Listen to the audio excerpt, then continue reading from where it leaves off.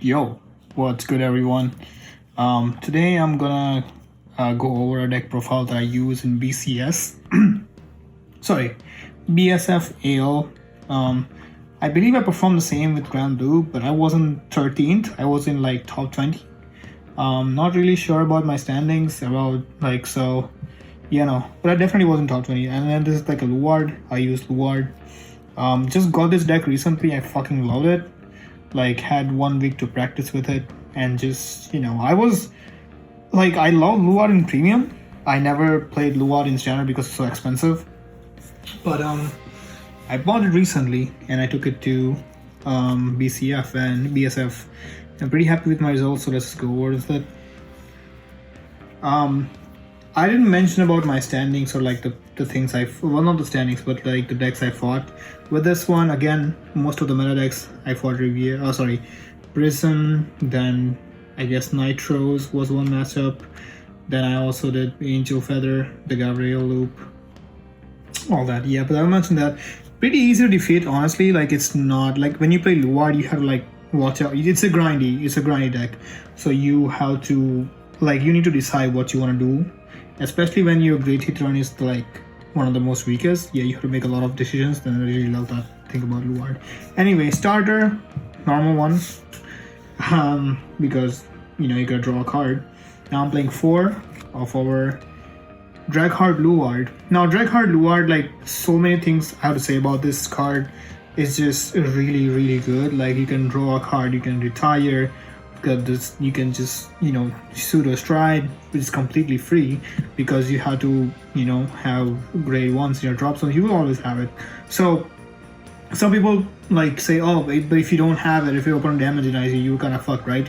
Well, you have to play your grade 1s in a way that when you go to when you ride him, you have like 2 other grade 1s to retire to draw a card, and then you can guard with one of your grade 1s, so that way it's on a drop zone.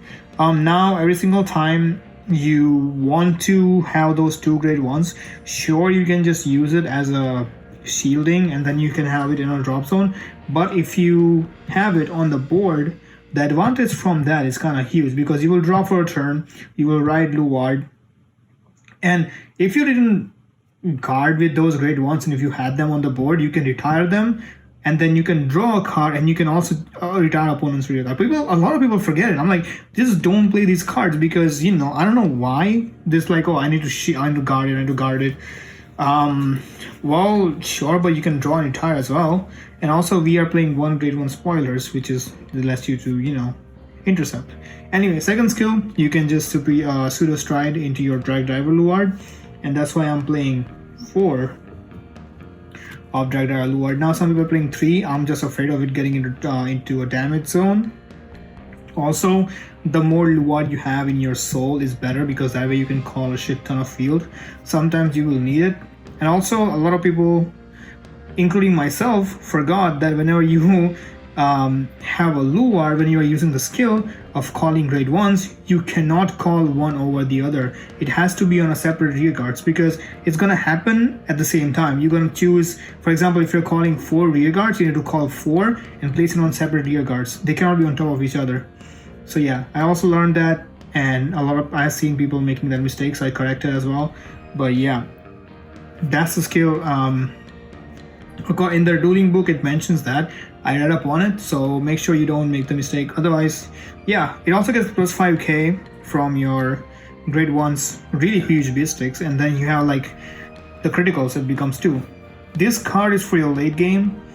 A lot of times you will just damage deny, and then you will try to grind it out, and then you will one-shot your opponent in course of turns. For example, I wouldn't say one shot, but 2 shot or something, I don't know.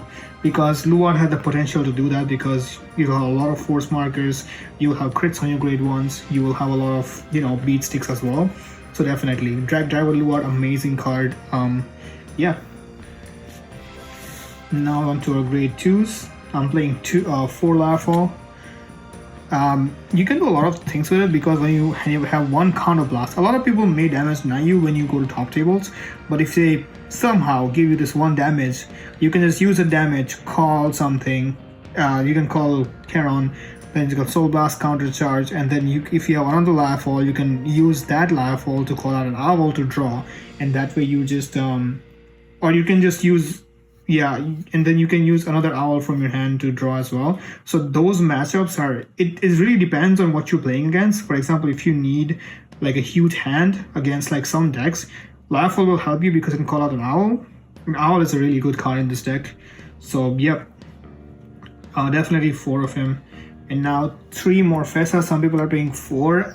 To me, it's just a dead card if you play 4 because it can clock to your hand. Yes, you can return it back to the deck as well, so that's why you don't need 4 of them. Like 1 goes to damage, you still have 2. You're gonna be using 1 anyway.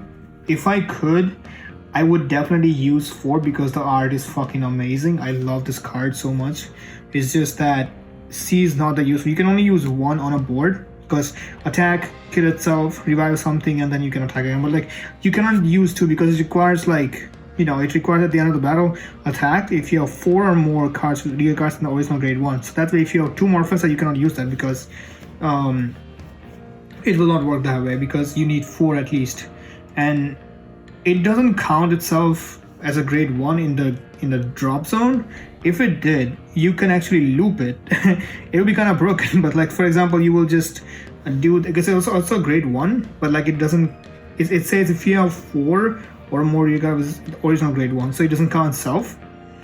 But yeah, if it was a grade 1 in the drop zone, you can Counter Blast 1, call it, Counter Blast 1, call it again, depending on the Counter Blast. Of course, they will just nerf it up, but like, yeah, amazing card, or combo extender, really good card. Now I'm playing 1 combo. I guess everyone knows about the bat combo. I'm playing it in the deck anyway. Now Owl has a really good like potential of saving our games. A lot of times you're going against this one of these decks where you have to grind it out.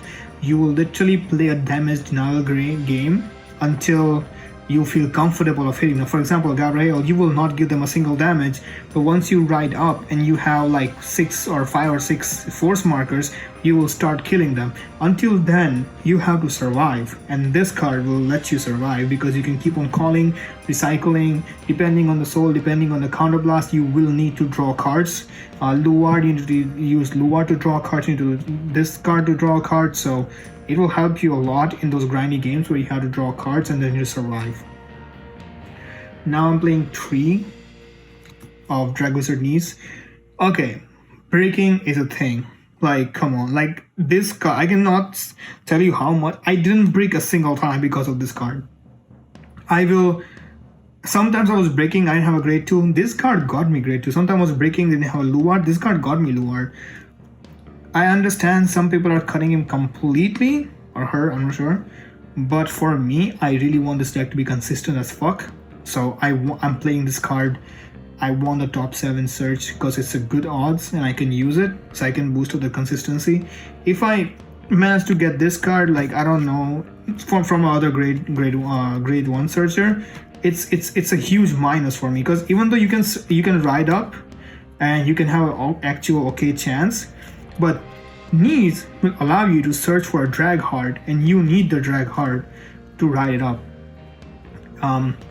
Anyway, mentioning that, I have Branwen. Branwen will help me search as well. Sometimes if I'm completely breaking and I have nothing, and I will just fucking find this, and I'm just like, okay, this is bad, like I don't want to do this. That's why I just go and ride up into it's a Vanguard skid only. That's why I know people are cutting it off. But if you manage to ride in a Vanguard, you can just check top 7 and get whatever the fuck you want. I mean, from those 2. And then you can use Brandman's skill if you just manage to get a grade 2, and then you can use Brandman's skill to check top 5 and get the grade 3 you want. So yeah, these both are really good cards. And Brandman, don't forget the Brandman is like a huge bitch stick. I use it more for that reason because it gets 13k, because it gets plus 5k because of the grade 1s, and then I can just boost it with my, you know, like force markers. It will attack for like 33 or 43 or something like that. Now I'm running 4 Charon because we need that counter charge. Example, our grade 2 rush. It's not a rush. It's either rush, or you can use it as a you know, like a tempo building.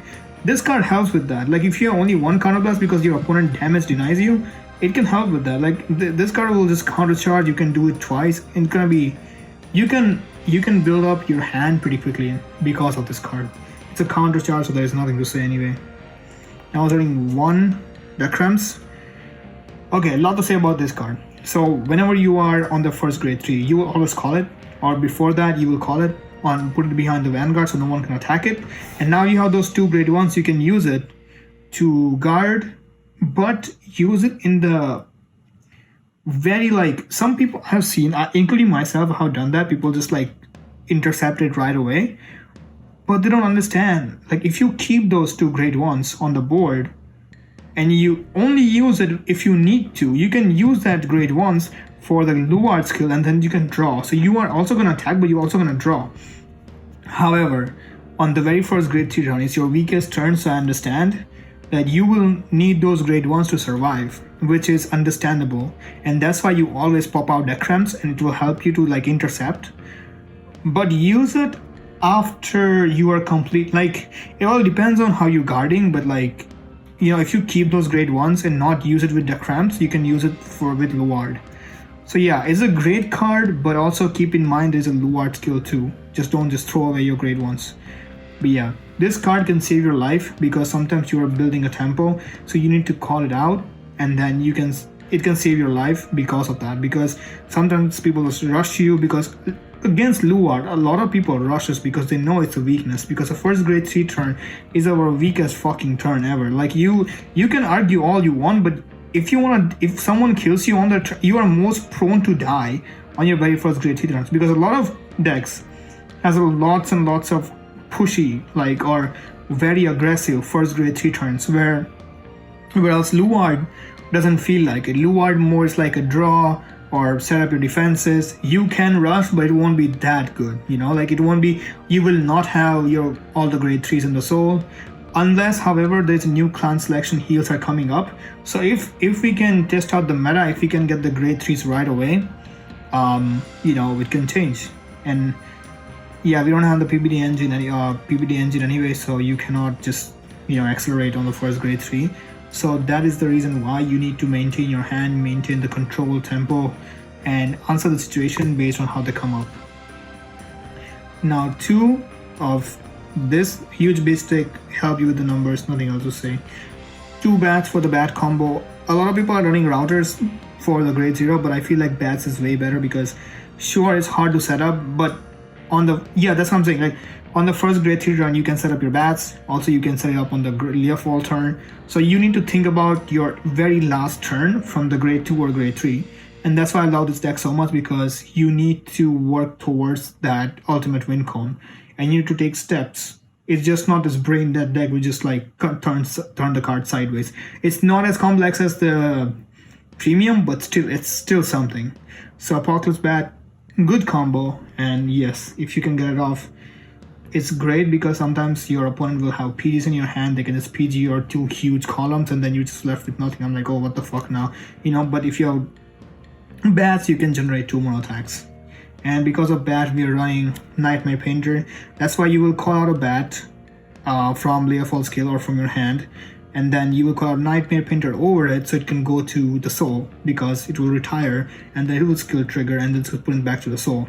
Now you just have another bag, you can just guard with it, or you can just intercept with Decrems, or you can retire with Luard, and that way you have 1 in soul and 1 in drop. It's not that hard to set up, but sometimes you break, and that's the only time it will be hard for you to set up. So yeah, those are grade 1s in our deck. Now, for triggers, 4 heals. I'm playing 8 crits, 4 heals, and 4 draw. This deck is the most fun deck I've ever played. Like, same with Grand Blue, but I feel like I'm having more fun in this than I'm having fun in Grand Blue. Don't get me wrong, I love Grand Blue as well, just because it's toolboxing as well. I really enjoy this deck. I just love toolboxing decks. I'm just sad that I didn't buy it beforehand, and I bought it later on. That's why I didn't realize how much fun was it. But it's also expensive. When it came out, it was like $800 decks. I just didn't bother with it because Luard is gonna be always expensive. But yeah, this was my deck profile. Going up against Prism in all of my matchups, I was able to, you know, survive because of tempo. But in some matchups, I rush them hard. But there is no way to rush. Don't do that because like they will always have a good hand unless you can rush them hard on the first grade 3 turn, which is kind of impossible with Luard. But yeah, against Garraels is the easiest matchup for me. I have not lost against a Sira Garrael yet. Always start them up and then just one shot, like one or two shot them. Then I have Grand Blue. Grand Blue has a good matchup against Luard, so just be careful with it because they can rush you down on the grade 2 with Skull Dragons. But yeah, this deck is really good. It's really fun to play, and that's why I was playing it. So yeah, let me know if you want me to change or if you have any thoughts about this deck profile in the comments, and I'll see you guys in the next one. Yeah, bye bye.